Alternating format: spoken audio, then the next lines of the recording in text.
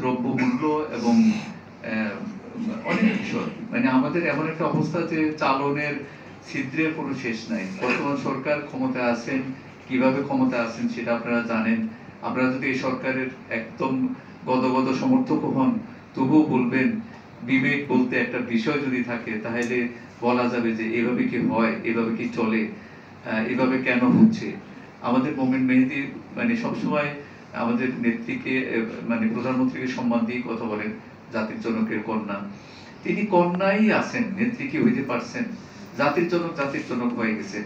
তিনি 55 বছর বয়স পেয়েছেন এবং 55 বছর বয়স একটি জাতিকে স্বাধীনতা উপহার দিয়ে গেছেন। এত বড় বাঙালির অর্জন, এত বড় অর্জন কারো পক্ষে সম্ভব না।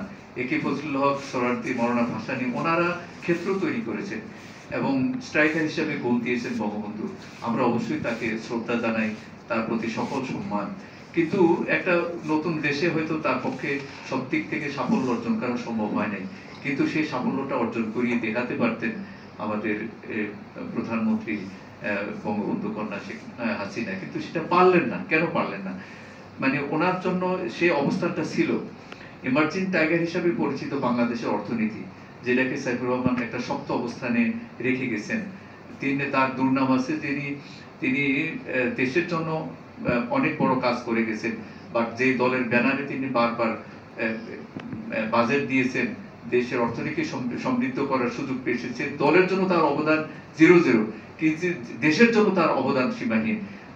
যেই সাইফুর রহমান দেশের অর্থনীতিকে একটা শক্ত ভিত্তির উপর রেখে গেছেন। বিএনপি দীর্ঘ শাসনে আমাদের তরুণ খন্দকার ভাই, তিনি বিএনপি রাজনীতির সাথে সম্পৃক্ত ছিলেন দীর্ঘ সময় ধরে এবং জনগণের রাজনীতির সাথে সম্পৃক্ত ছিলেন, জননেতা ছিলেন এবং নারায়ণগঞ্জের মাটি মানুষের প্রিয় মানুষ, তিনি পারিবারিকভাবে প্রতিষ্ঠিত মানুষ। আমি ওনাকে উপলক্ষ করে বলছি না, আমি ওনাকে শুধু এইটুকু রেফারেন্স দিয়ে বলছি যে ওনারা কাজ করার সুযোগ পেয়েছেন, কাজ করেছেন এবং দেশের স্বার্থে অনেক বড় কাজ করেছেন। নিজের ব্যক্তিগত বা পারিবারিক স্বার্থে কাজ করেন না তা নয়, কিন্তু দেশকে তারা সর্বোচ্চ গুরুত্ব দিয়েছেন। বর্তমানে কি হচ্ছে, মানে মনে হচ্ছে যেন মানে আমলারা তাদের নিজস্ব স্বার্থ, রাজনীতিকরা তাদের দলীয় স্বার্থ, প্রধানমন্ত্রী তার মানে মুক্তিযুদ্ধের পক্ষের শক্তির প্রধানমন্ত্রী, দেশের প্রধানমন্ত্রী না। দেশ গোল্লায় যাক, তিনি ক্ষমতা থাকবেন। দেশের অবস্থা, দেশের দুর্নীতি হোক, দ্রব্যমূল্য মানুষের নাগালের বাইরে চলে গিয়ে লক্ষ লক্ষ মানুষ মারা যাক, ইভেন দেশে দুর্ভিক্ষ লেগে যাক, ডোন্ট কেয়ার। কে এসব শুনে, কে এসব দেখে বা এসব রাশ টেনে ধরার কি প্রয়োজন আছে? একটাই প্রয়োজন, সেটা হচ্ছে ক্ষমতায় থাকা।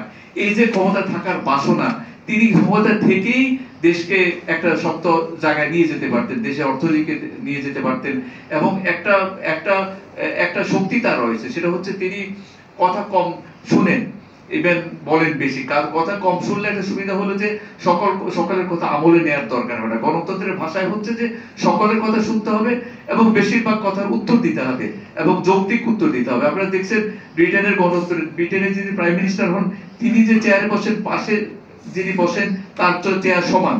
একজন সংসদ সদস্য প্রাইম মিনিস্টার বা অন্যদের চেয়ারের কোনো পার্থক্য নেই, মাঝখানে একটা আসনে বসেন, ওনাকে প্রশ্ন করা হয়, উনি জবাব দেন। সেরকম একটা আমাদের সংসদ সদস্যদের আসনও প্রায় সমান, কিন্তু প্রধান বিরোধী দলীয় নেতা অথবা যিনি সরকারে থাকেন প্রধানমন্ত্রী, তারা এক সাইডে বসেন, ডান দিক বাম দিক। এটাকে একসময় ডানপন্থী বামপন্থী বলা হতো, সেটা অন্য কথা। আমি যেটা বলতে চাচ্ছি সেটা হলো উনি কম শুনেন, কিন্তু কম শুনে যে কাজটা করতে পারতেন সেটা হচ্ছে, আচ্ছা ঠিক আছে উন্নয়নের কথা হচ্ছে, তো সেই উন্নয়নটাই উনি করেন, কিন্তু উন্নয়নটা করতে গিয়ে সেই উন্নয়নটা কাদের পকেটে চলে যাচ্ছে? সেই বঙ্গবাজার পুড়ে যাচ্ছে, বঙ্গবাজারের এই সুবিধাটা কারা নিয়ে যাচ্ছেন?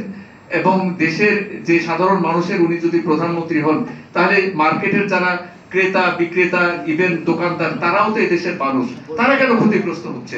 তারা কেন সর্বশান্ত হয়ে যাচ্ছেন? এই যে মানুষকে না দেখা, মানুষের ভাগ্য নিয়ে সিনেমিনি খেলা, এটা বঙ্গবন্ধুর কন্যার চরিত্র হইতে পারে না।